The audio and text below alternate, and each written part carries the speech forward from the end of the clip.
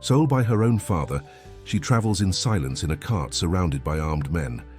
But at the turn of a forgotten road, she jumps, falls, disappears into the forest. At dawn, it is a solitary man, an Apache in exile, who finds her among roots. He shelters her in secret. Watch until the end and discover why this escape became a seed of change. Subscribe to the channel so you don't miss this true story. Maria Luisa felt her body violently sway with each jolt of the cart. Her hands tied. In front of her were already numb, and her heart was as heavy as the stones that peppered the northeastern backlands. At 18, she had been traded by her own father, a man defeated by drought and debts, giving his youngest daughter as a wife to Colonel Geronimo Albuquerque, a landowner and master of people, widowed for the third time and feared throughout the backlands of Paraíba. The young woman kept her eyes lowered, but her mind was racing. She observed the two henchmen escorting her, men with expressions as hard as the ground cracked by drought. One of them, Tonho, drank from a bottle of cachaça, while the other, older, and with visible scars on his face, kept his gaze fixed on the horizon. Maria Luisa knew that the colonel's farm was a 2-day journey away, and she'd already been on the road for almost a full day. As the sun descended, the cart penetrated a region of denser caatinga. It was when the older henchman turned to check the tying of the tarp covering the back of the cart, and Tonho stopped to urinate behind a mandacaru cactus. Maria Luisa felt her heart race. It would be now or never. With a quick movement, she rolled out of the cart, feeling her skin tear as she hit the rocky ground. The shock of the fall almost made her give up, but desperation pushed her body forward. She ran toward the denser vegetation, hearing the shouts of the henchmen behind her. A shot cut through the air, making her instinctively throw herself among the thorny bushes. The pain of the thorns tearing her skin was preferable to the fate that awaited her.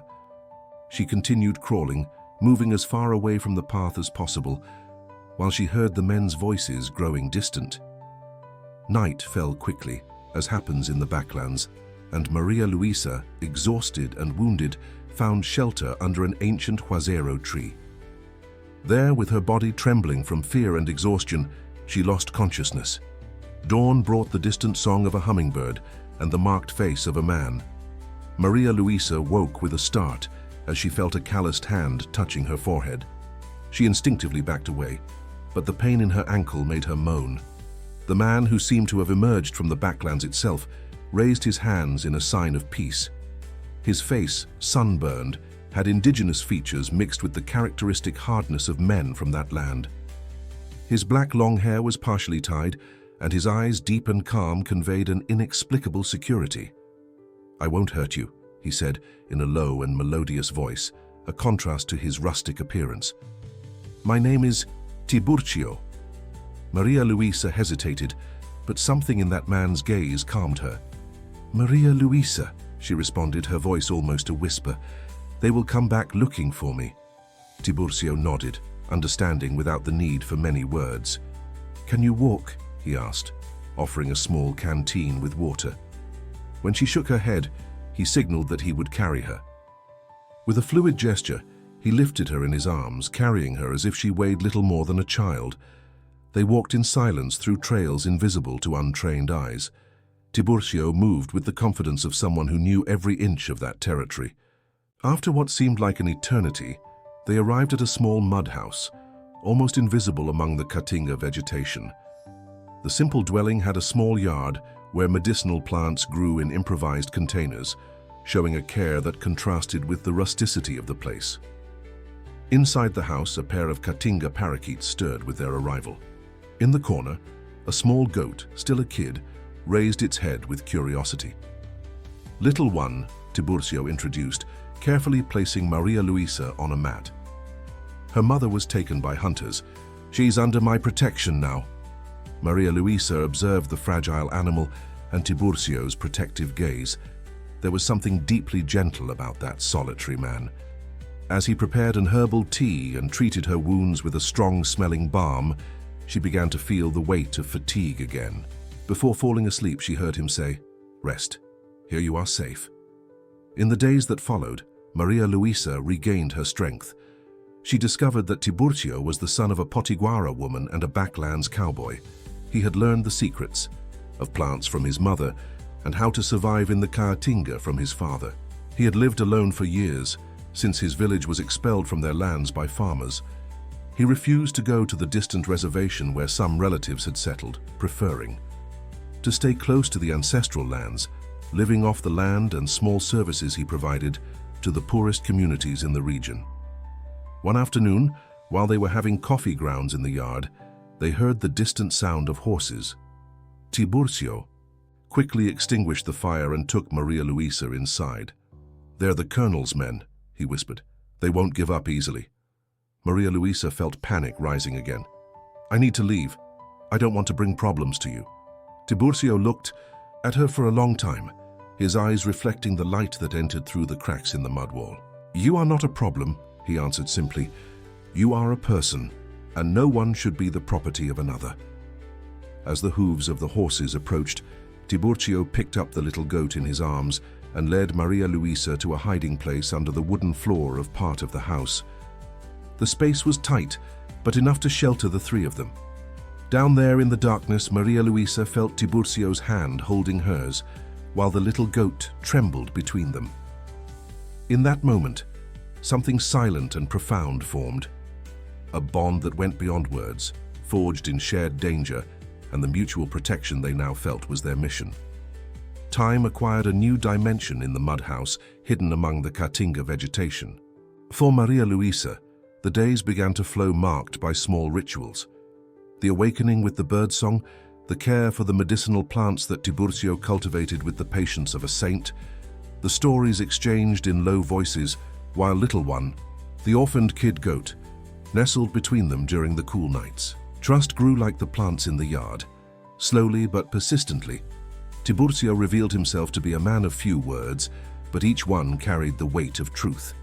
He told her about his mother, Iracema, a Potiguara healer who knew the secrets of every leaf in the Caatinga and the Atlantic forest, and about his father, a cowboy with sunburned skin and a heart broken by injustices. "He died defending our land," he said one night while carving a small wooden flute. "Not with weapons, but with papers and words. He believed that the law could protect what was rightfully ours." Maria Luisa absorbed each story like dry earth receives rain. In exchange, she shared fragments of her own life. The mother who left early, victim of the fever that ravaged the village. The brothers who migrated south in search of work. The father, once an honored and respected shoemaker, now bent by debts and drink. "He sold me for a land title and the promise of protection for our little farm," she confessed, shame burning her throat. "He said it was best for everyone." Tiburcio offered no judgments, only silent understanding. It was after this revelation that he showed Maria Luisa an old leather chest, where he kept the few valuable possessions he had. From inside, he removed a yellow document. "The registry of my people's lands," he explained. "Recognized by the Empire but ignored by the Republic. My father died trying to enforce this paper." The revelation created a new bond between them. Both knew the weight of documents that altered destinies. Meanwhile, Little One grew, becoming increasingly confident and attached to both of them. Maria Luisa discovered that the little goat had a special talent for finding medicinal roots, sniffing the soil until unearthing treasures that Tiburcio used in his natural remedies. One morning, while collecting herbs in the yard, they heard the trotting of horses in the distance. It wasn't the first time since Maria Luisa's arrival, but something in the rhythm of the hooves seemed different. Tiburcio signaled for them to enter, and they quickly concealed any sign of recent human presence. This time, however, the riders did not pass by. They stopped a few meters from the house, and a deep voice broke the silence. "Tiburcio, we know you're there. I need to talk to you, man." Maria Luisa felt her body freeze, but Tiburcio seemed to relax slightly. "It's Zé Romo," he whispered. "The healer from Taperoa. He poses no danger." Even so, he indicated that she should remain hidden while he answered the call. Zé Romo was an elderly man with dark skin wrinkled like jatoba bark, light eyes that contrasted with the rest of his appearance. He dismounted from his horse with difficulty, leaning on a cane carved with symbols that Maria Luisa did not recognize, observing everything through a crack in the window. "Colonel Geronimo's men are combing every inch of this backlands," announced Zé Romão without preamble, accepting the gourd of water that Tiburcio offered him. "They're offering a reward for the girl. They say she was kidnapped on the way to the farm." Tiburcio remained impassive. "And what does that have to do with me, Zé?" The old healer smiled, revealing few teeth. "Well, boy, you are the only soul in this piece of Caatinga who would shelter a fugitive without asking questions." His gaze went directly to the crack in the window where Maria Luisa was hiding. "The girl did well to flee. The colonel is not a man, he's a two-headed snake. The other 3 wives he had didn't last 2 winters under his roof." Maria Luisa felt a shiver run down her spine. Tiburcio remained silent, neither confirming nor denying her presence. Zé Romão continued, "I came to warn that they are planning an organized search. 50 men divided into groups, combing every hole in this backlands. You have 6 days before they begin, and more. The colonel has obtained a warrant from the judge, claiming that there was not only a breach of contract, but theft of a valuable object." "What object?" asked Tiburcio, his calm voice hiding the tension that Maria Luisa noticed in his shoulders. "A gold medallion, a family heirloom. He says it was in the girl's luggage." Zé Romão spat on the dry ground. "A lie, of course, but the judge signed it anyway. You know how things work around here." After the healer's departure, Maria Luisa came out of her hiding place, trembling. "I didn't steal anything. I never saw any medallion." Tiburcio nodded. "I know that. It's just a pretext to transform your escape into a crime. That way, when they find you, you won't just be a runaway bride, but a thief." He remained silent for a few moments, thoughtful. "We need a plan. 6 days is not much time." It was that night that Maria Luisa noticed how little one had grown. The kid was no longer the fragile little one, although still young. As they prepared a simple meal, little one approached Maria Luisa and rubbed her head against her arm, as if sensing her distress. "She knows when we're worried," commented Tiburcio, observing the gesture. "Animals have that wisdom that many of us have lost." By the light of an oil lamp, they began to make plans. Fleeing farther away was the most obvious option, but Tiburcio rejected the idea. "Running is accepting that you did something wrong and you didn't. Besides," he added, looking at the chest where he kept the document of his lands, "I'm tired of seeing the powerful distort truth and law in their favor." Maria Luisa felt a mixture of fear and admiration. "What do you suggest then?" "Confronting the colonel at his own game." Tiburcio's eyes shone with a determination she had never seen before. "But for that, we need allies and evidence." The following days were ones of intense activity. Tiburcio would leave at dawn and return at dusk, always cautious not to be followed. He brought news, messages, small objects that he carefully stored. Maria Luisa, although anxious to participate more actively, understood the need to remain hidden. She kept herself busy caring for little one and learning more about the medicinal plants that Tiburcio cultivated. It was during one of these outings by Tiburcio that she heard again the sound of horses approaching. This time, however, it wasn't Zé Romão. From the sound of hooves and voices, there were several men. With her heart pounding, Maria Luisa picked up little one in her arms and ran to the hiding place under the floorboards. Time had never passed so slowly. She could hear the men's voices, the noise of objects being overturned, heavy footsteps above her head. Little one, sensing her fear, remained extraordinarily quiet in her arms. One of the men stepped exactly on the board that concealed the hiding place, making it creak.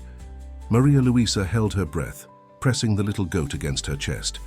"There's nobody here, just old junk," said a hoarse voice. "The Indian must have abandoned the place."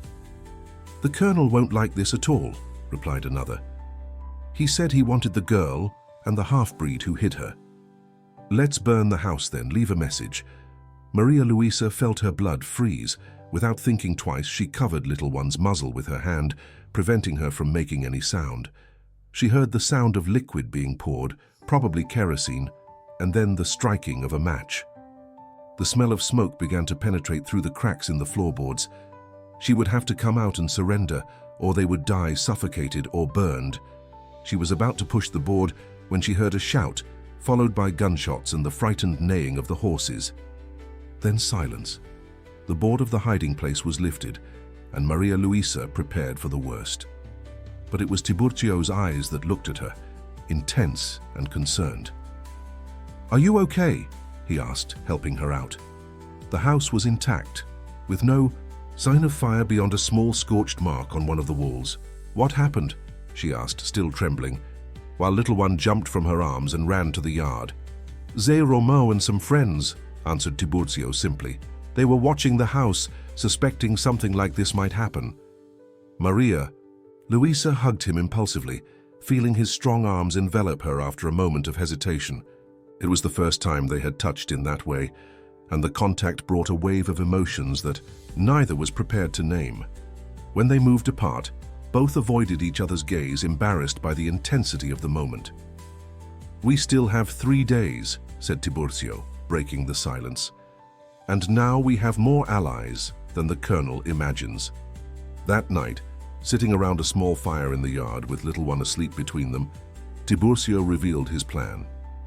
It wasn't just about protecting Maria Luisa, but about confronting the system that allowed men like the colonel to buy and sell human lives as commodities.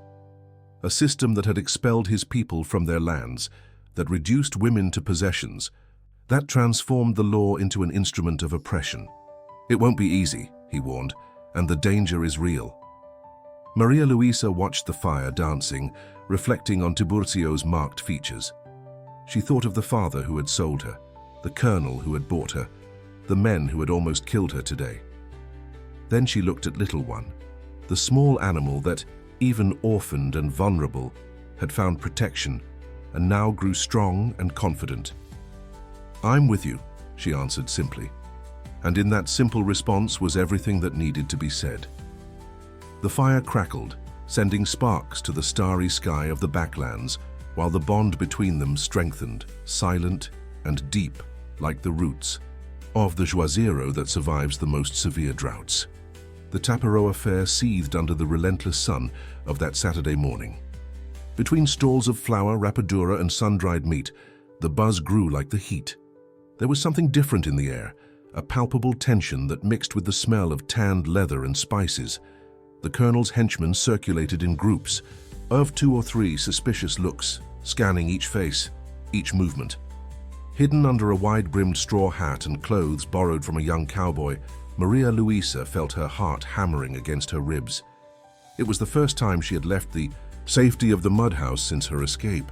Tiburcio walked a few steps ahead, apparently absorbed in the task of examining a machete for sale, but his attentive eyes didn't miss a single movement of the colonel's men.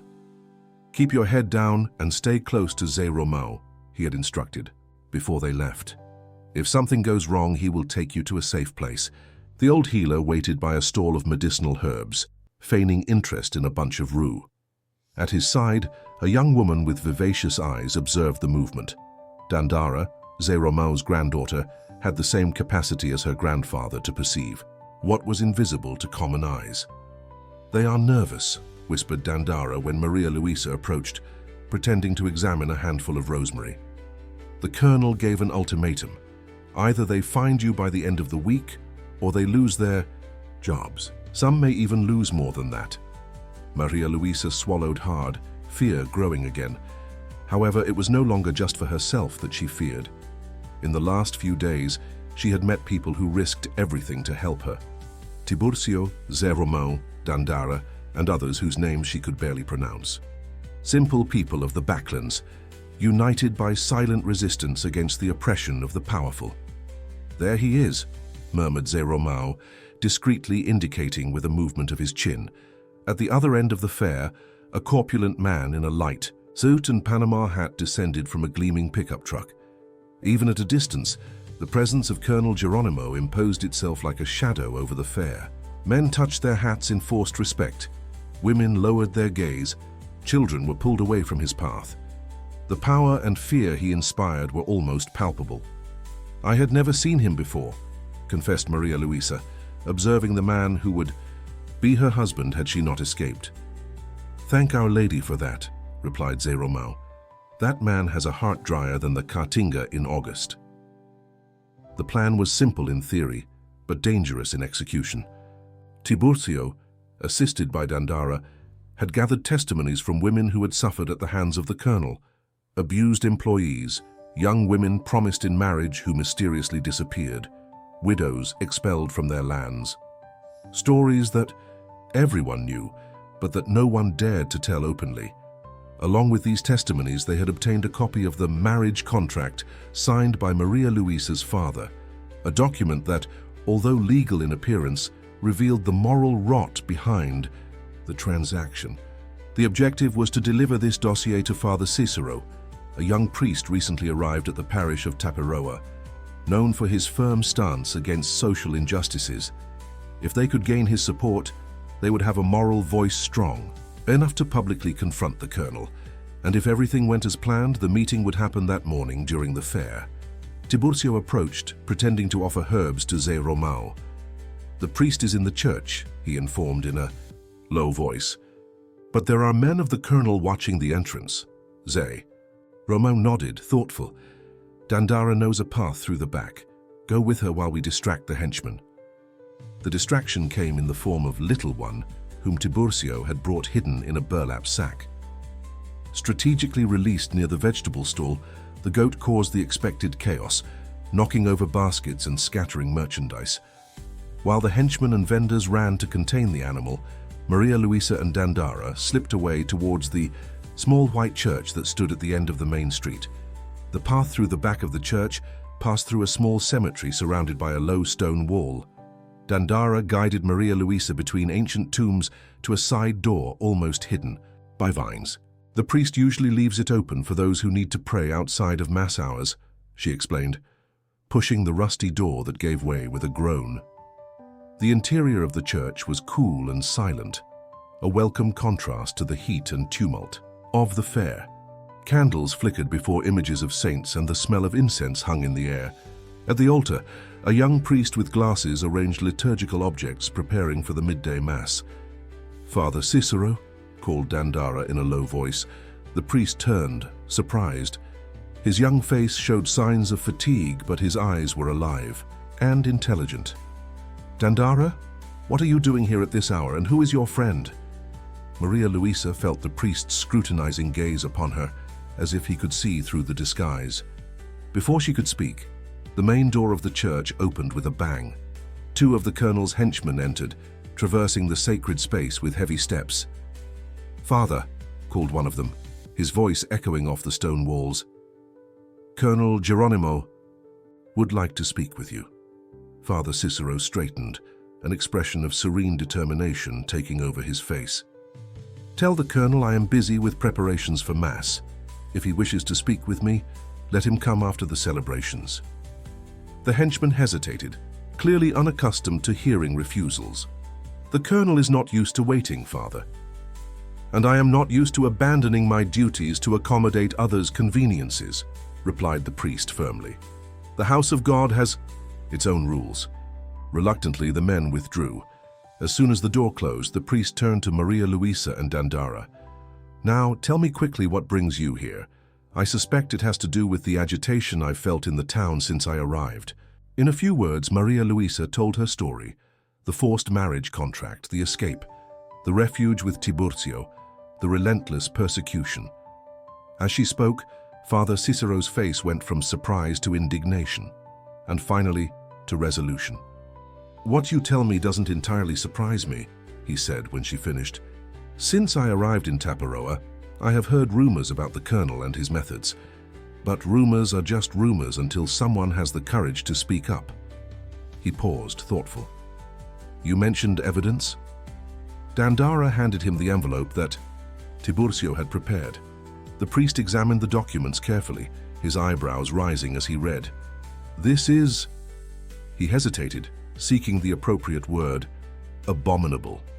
But unfortunately not illegal, at least not the contract itself. Our society still treats women as property in many aspects." "But what about the testimonies?" asked Maria Luisa, hope diminishing in her voice. "The women who disappeared, the abuses."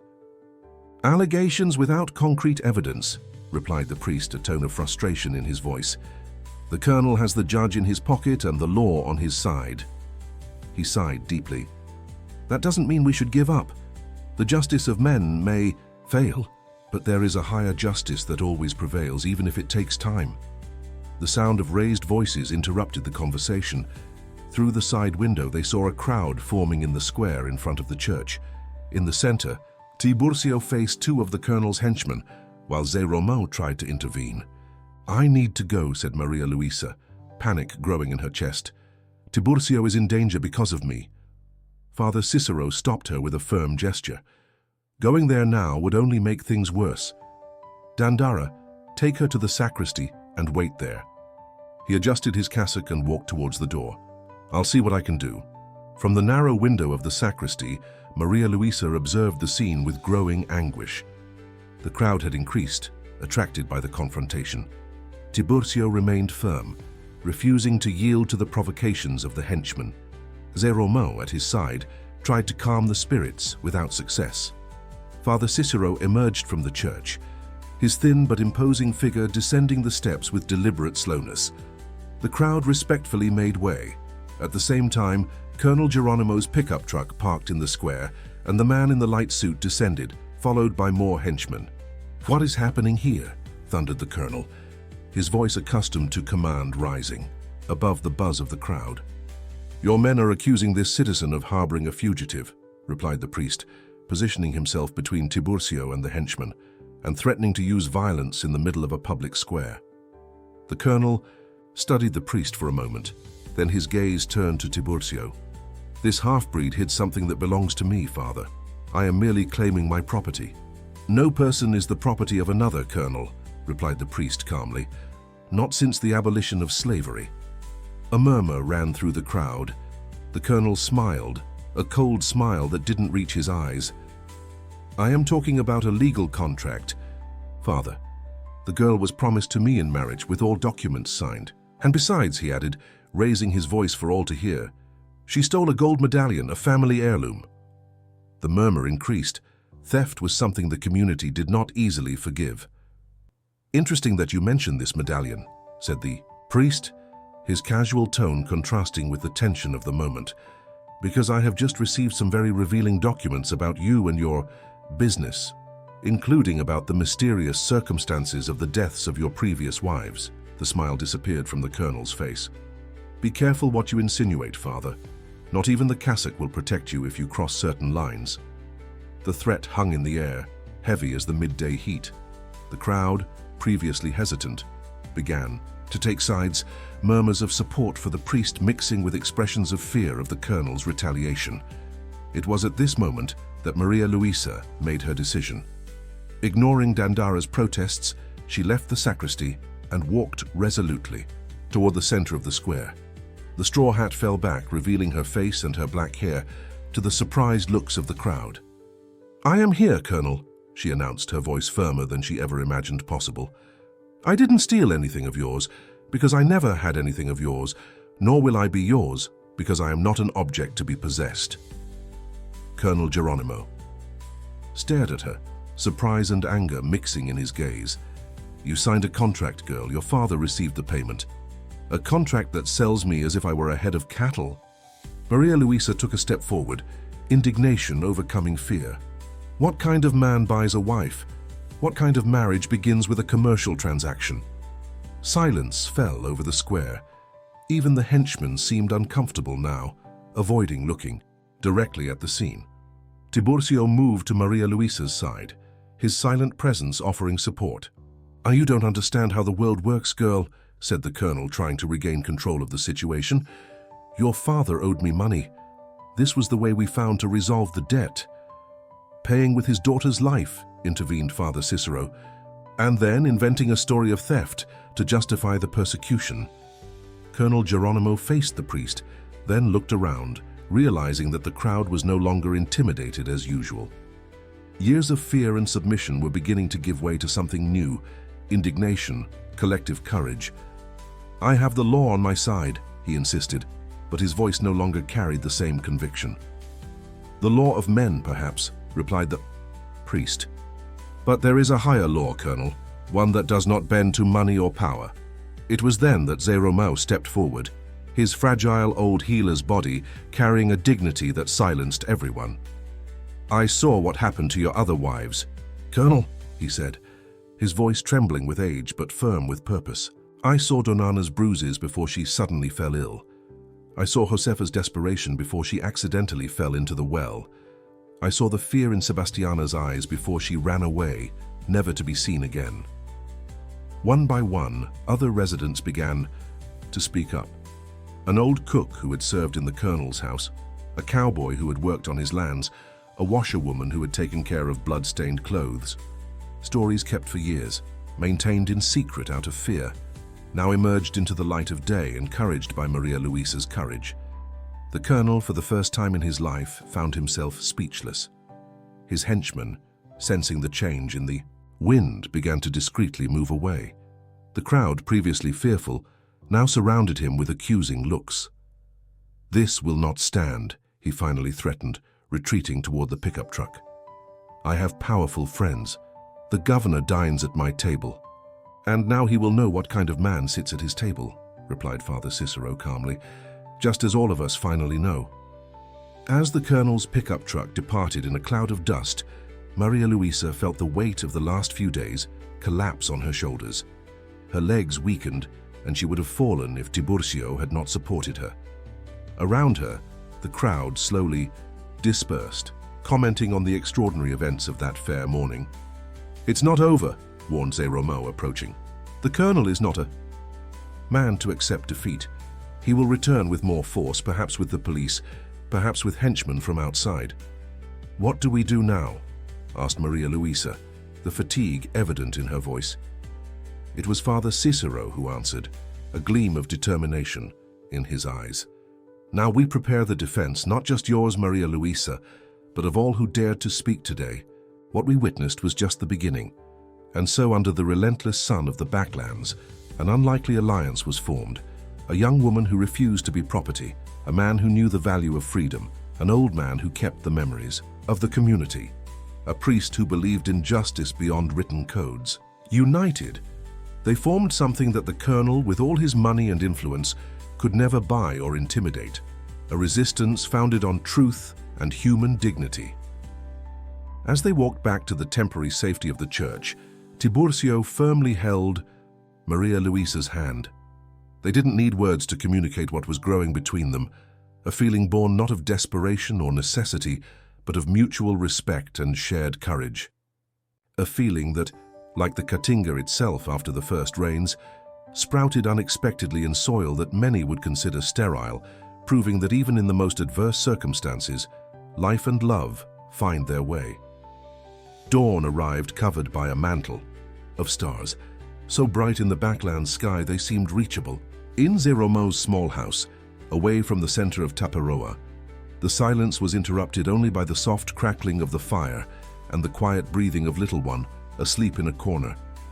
Exactly 1 week had passed since the confrontation in the square, 7 days of tense waiting, of discreet preparations, of whispered messages between allies. Maria Luisa observed the dancing flames, lost in thought. Beside her, Tiburcio rolled tobacco in a piece of corn husk, his agile fingers moving with habitual precision. Since the confrontation at the fair, they had not returned to the mud house. In the Caatinga, it was the first place the colonel would look. Instead, they alternated between improvised shelters, houses of supporters who emerged like sprouts after the rain, simple people willing to risk themselves for the cause they now considered their own. Tomorrow he will come with the police detachment, said Zeromao, entering the room with a gourd of freshly prepared coffee. Sergeant Olimpio confirmed it. 5 men, all from outside, people who don't know our history, who just follow orders. Tiburcio nodded, lighting the corn husk cigarette. Say it's in there. And the judge? He signed the warrant, search and seizure. The old healer sat down with difficulty on the wooden stool. But Father Cicero has already dispatched a messenger to Campina Grande. If we're lucky, the letter will reach the bishops. Hands before noon. Maria Luisa wrapped the coffee gourd between her hands, seeking comfort in the emanating heat. And if we're not lucky? The question hung in the air, heavy as the storm clouds forming on the distant horizon. No one answered immediately. They all knew what was at stake, not just Maria Luisa's freedom, but everything her case represented. The fight against a system that transformed people into commodities, that allowed powerful men like Colonel Geronimo to act with impunity. "If we're not lucky," Tiburcio finally said, his gaze fixed on the flames, "then we'll create our own luck." Dandara entered the room, carrying a cloth bundle. "I brought what you asked for, Grandpa," she announced, depositing the package onto the rustic wooden table. Zeromo unrolled the fabric, revealing an object that shone in the firelight, a gold medallion with intricate carvings. "It's identical," murmured Maria Luisa, surprised. "But how—" "Severino, the goldsmith from Montero," explained Zeromo. "He worked for the colonel for years before being expelled for dishonesty." The old man smiled, revealing the few teeth he had left. In reality, his crime was refusing to lie about a payment. He knows each piece of the Albuquerque family like he knows his own hands. Tiburcio examined the medallion carefully. "It's perfect. No one will notice the difference." "But why?" questioned Maria Luisa, confused. "Why create a copy of a medallion that never existed?" "Because, my child," replied Zeromo with an astute gleam in his tired eyes, "sometimes you need to beat the enemy at his own game. The colonel invented a theft. We will provide proof that there was no theft at all." The plan was audacious. While the official authorities, the police detachment, the judge, the colonel himself, would gather at the church for the return of the supposedly stolen item, a parallel mobilization would occur in the community. Father Cicero would use the pulpit to publicly read the testimonies of women abused by the colonel, exploited workers, evicted families. The church would be full, not just of the usual faithful, but of all those who had suffered at the hands of the powerful landowner and who now, encouraged by Maria Luisa's example, were willing to speak out. "It's risky," warned Tiburcio. "If the colonel realizes the farce." "He won't realize it," affirmed Dandara with conviction. "He is so obsessed with proving he's right, with maintaining his power, that he will accept the apparent victory without questioning." Maria Luisa observed the discussion with a mixture of admiration and apprehension. These people, whom she had barely known for a few weeks, were risking everything for her. No, she mentally corrected herself, not just for her, but for what she represented. For the chance to finally confront the oppression that had governed their lives for so long. "And afterward," she asked, interrupting the detailed planning that was unfolding. "After we deliver the medallion, and the priest reads the testimonies, what happens to me? To all of us?" A thoughtful silence fell over the group. It was Tiburcio who finally answered, his calm voice carrying a certainty that Maria Luisa had never heard before. "Afterward, you decide your own path. No longer your father. No longer the colonel, no longer the circumstances. You." His eyes met hers, intense and sincere. "And whatever your choice, you won't be alone." The next morning, Taparoa woke up different. A buzz ran through the narrow streets, the whitewashed houses, the small businesses. News traveled as fast as the wind, whispered between neighbors, shared in bakery lines, discussed in the meat market. The story of Maria Luisa, the young woman who had dared to defy Colonel Geronimo, now mixed with other stories long silenced of abuses and injustices.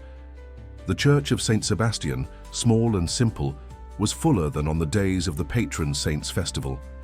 People came from all corners of the municipality, some having walked for hours from distant farms, squeezed into the wooden benches, overflowing onto the churchyard and the square. The buzz ceased when the police detachment arrived, led by Sergeant Olimpio, a middle-aged man with a thick mustache and an impenetrable expression.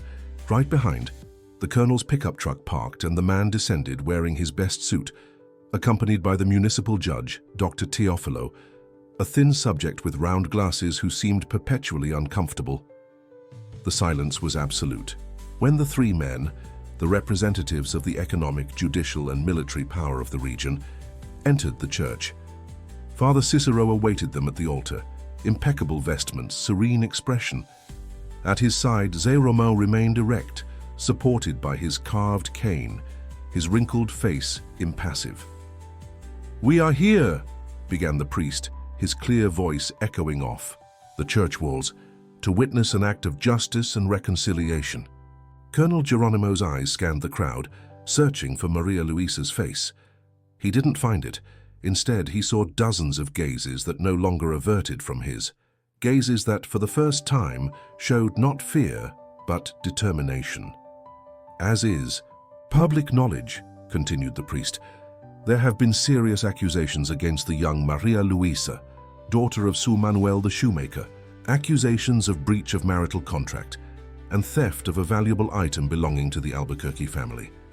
The colonel nodded, satisfied with the formal recognition of his complaints. The judge nervously adjusted his glasses. After reflection and spiritual counseling, proceeded Father Cicero, the young woman has decided to present herself voluntarily to clarify the situation. A murmur ran through the assembly. The side doors of the church opened, and Maria Luisa entered, accompanied by Tiburcio and Dandara. She no longer wore the simple clothes of her escape, but a borrowed blue dress, her black hair loose, framing her determined face. In her hands, a small cloth bundle. "Here she is," announced the colonel, a triumphant smile on his lips. "The fugitive." "Here I am," agreed Maria Luisa, her firm voice echoing through the church.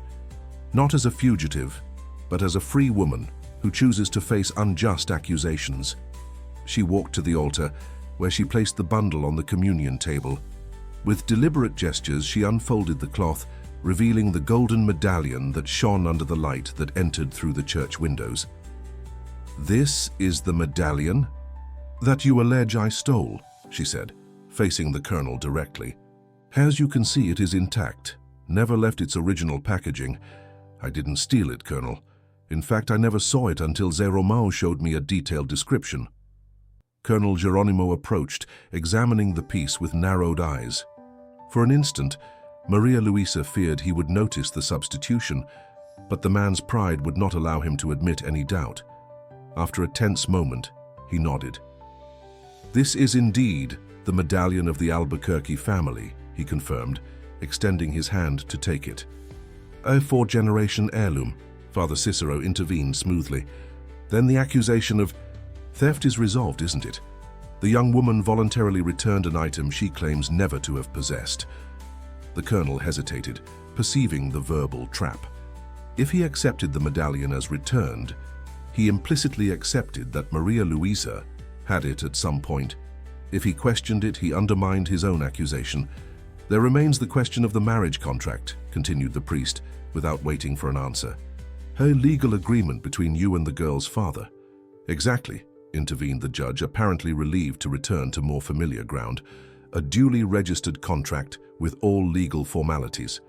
A contract that sells a person as if she were merchandise," declared Maria Luisa, her voice rising. "A paper that transforms a woman into property." The buzz grew in the church. Sergeant Olympio, until then silent, uncomfortably cleared his throat. "The law is clear," insisted the judge. "Paternal power allows a father to sell his daughter," interrupted Father Cicero. "Allows a man to buy a wife? Is this the country we live in, Judge? Is this the law you defend?" Before the judge could respond, the priest turned to the congregation. "Brothers and sisters, today we are not just deciding Maria Luisa's fate. We are deciding what kind of community we want to be. One where people are sold and bought, where money and power determine who has rights, or a community where each person, however humble, has the right to dignity and freedom." The silence that followed was broken by a trembling voice. An elderly lady, supported by a cane, rose from among the crowd. "My daughter Josefa didn't fall into any well," she declared, tears running down her wrinkled face. "She was pushed after refusing the colonel's advances.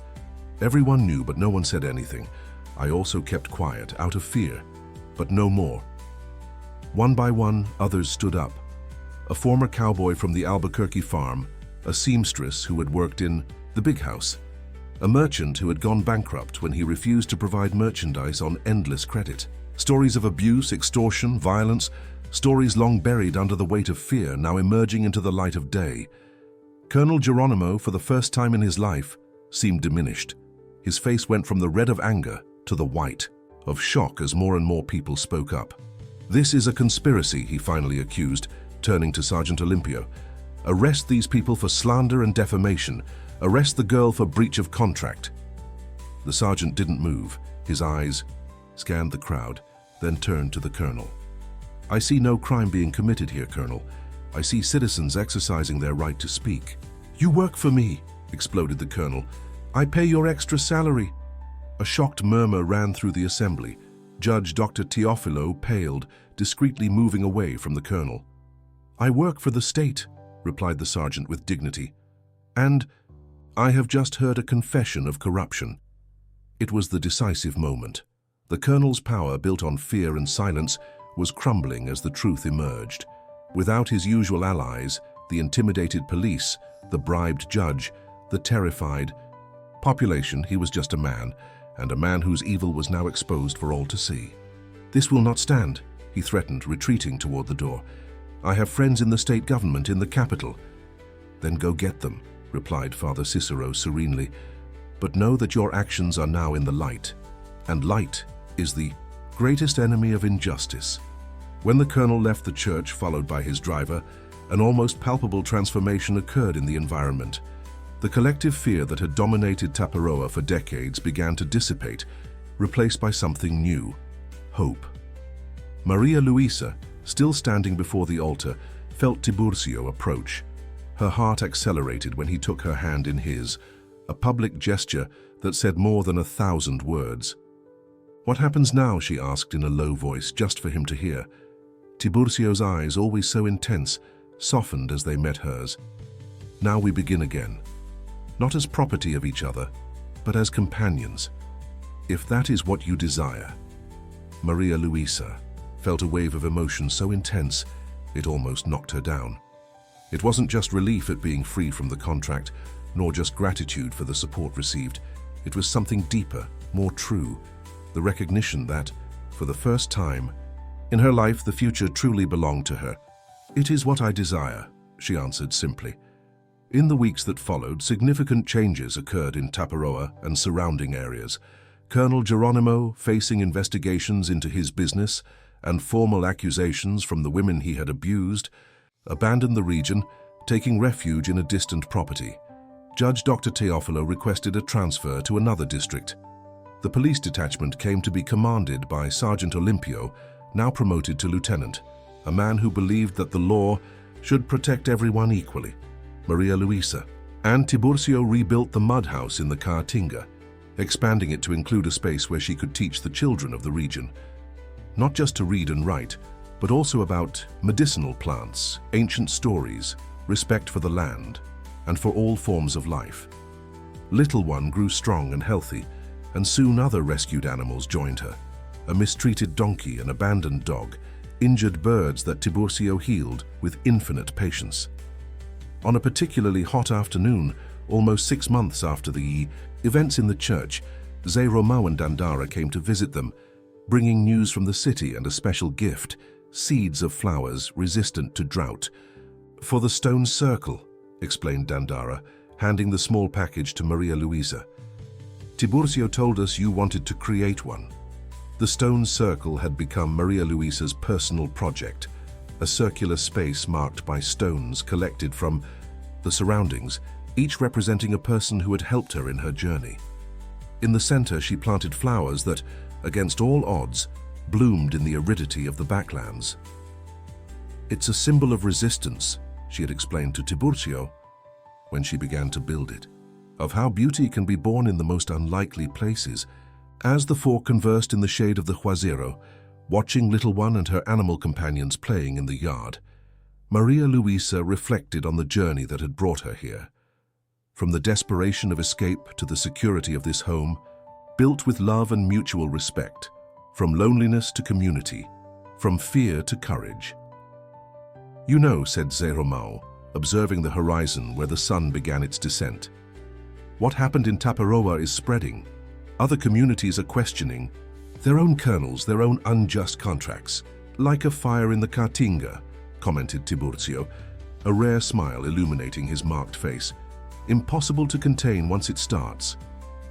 "Like flowers after the rain," Maria Luisa gently corrected, intertwining her fingers with his. Just waiting for the opportunity to show that they were always there, ready to bloom. Later, when the visitors had departed and twilight tinted the backland sky with impossible colors, Maria Luisa and Tiburcio sat in the stone circle. Little one, now almost an adult, rested peacefully between them. They didn't need words to express what they felt. Gratitude for the present, hope for the future, the certainty that together they had created something precious and lasting. There, under the first stars, with the gentle breeze caressing the newly planted flowers, Maria Luisa finally understood the true meaning of freedom. It wasn't just the absence of chains or contracts, but the presence of choice, of dignity, of love freely offered and accepted. It was the right to plant her own circle of stones and see the flowers grow, to tell her own story and hear it echo, to extend a hand to others who still struggled to find their voice. And on that night, as on all nights since then, she fell asleep not as someone's property but as a partner, as a teacher, as a guardian of stories, as a vital part of a community in transformation. Her legacy would not be measured in lands or gold but in lives touched, in minds opened, in flowers that sprouted in soil previously considered sterile. The backlands would continue harsh and demanding. The powerful would continue to try to bend the weak to their will. But something had changed, irrevocably. A young woman who refused to be sold, a man who refused to remain silent, an old man who kept memories until the right moment came to reveal them, a community that found its collective courage. Together, they had rewritten not just a personal story, but the history of an entire place. And so, in the mud house surrounded by the protective embrace of the Caatinga, Maria Luisa and Tiburcio built day by day something that no contract could buy, no law could regulate, no colonel could possess. A future based not on the power of some over others, but on the power of all together for a more just world. If you were moved by the journey of Maria Luisa and Tiburcio in the northeastern backlands, be sure to subscribe to the channel, leave your like, and share in the comments which moment of the story touched your heart.